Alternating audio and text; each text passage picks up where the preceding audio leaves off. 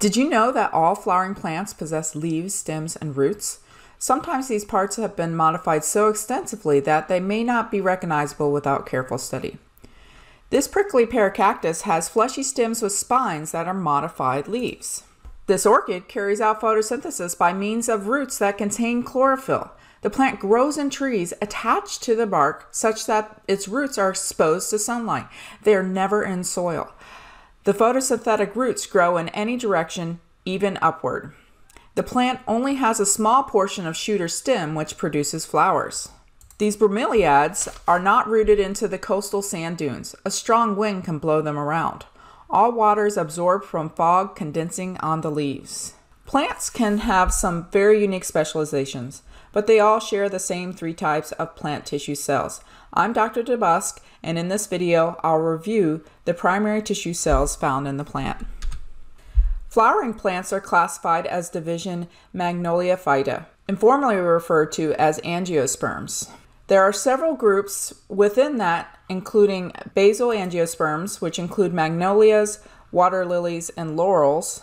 These flowering plants are the most primitive of them all. Eudicots, or sometimes referred to as just dicots, are the broadleaf plants such as roses, asters, maples, and others. Monocots are the narrow-leaved plants like grasses, lilies, palms, bromeliads, and orchids. I'll be talking a lot about these last 2 groups throughout these videos. Stems, leaves, and roots all share a basic, simple organization. All plant cells belong to just 3 classes based on the nature of their cell wall. Parenchyma cells are the first type, and they have only thin primary walls, like parenchyma cells of the geranium with its large vacuoles. A mass of parenchyma cells form parenchyma tissue. These are the most common types of cells and tissue constituting all soft parts of a plant. Soft leaves, petals, fruits, and seeds are almost completely composed of parenchyma. They are active metabolically, and most remain active after they mature. Some parenchyma cells function by dying at maturity to open areas, such as stamens and some fruits like pea pods, so they can release their pollen or seeds. Parenchyma cells are relatively inexpensive to build. Little glucose is used in constructing their thin walls. There are several types of specialized parenchyma cells. Sclerenchyma cells are photosynthetic parenchyma cells.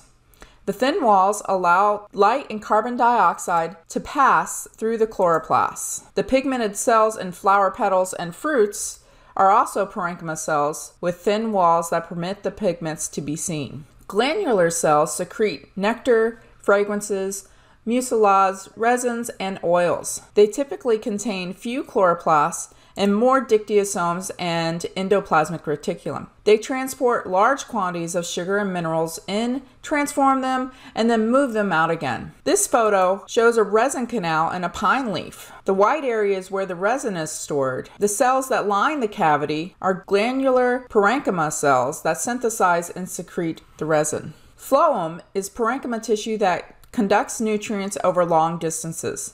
This tissue will be discussed in more detail in another video. Chlorine cells have a thin primary wall that becomes thickened in other areas. This allows plasticity, as seen in this vine tip, which will start wrapping what it touches. Masses of chlorine cells can occur in the outer parts of stems and leaf stalks, as seen in this peperonium stem. Chlorine forms a band of 8 to 12 cells thick. They can also be found in supporting vascular bundles. Chlorine tissue is made up of elongated living cells filled with water, and the pressure of the water against the cell walls create a stiffness that gives celery its crunch. The third basic type of cell and tissue is sclerenchyma. Sclerenchyma has a primary wall and a thick secondary wall that is usually lignified. These walls are elastic. Their cells develop from parenchyma cells in mature organs after they have stopped growing and have achieved their proper shape and size. This is a mass of fiber cells in the leaves of an agave. These are large, heavy, tough leaves, and the fiber masses